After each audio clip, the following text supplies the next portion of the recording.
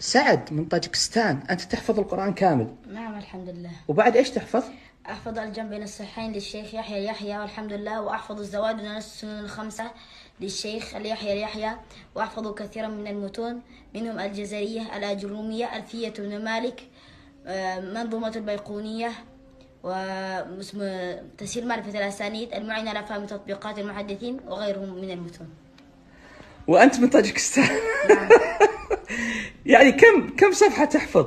يعني لو نقول صحيح البخاري كم صفحة؟ كم حديث؟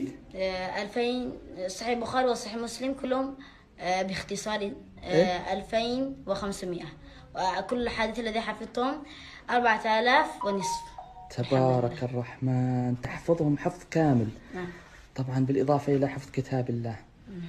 ما شاء الله ما شاء الله ما شاء الله، تبارك الله.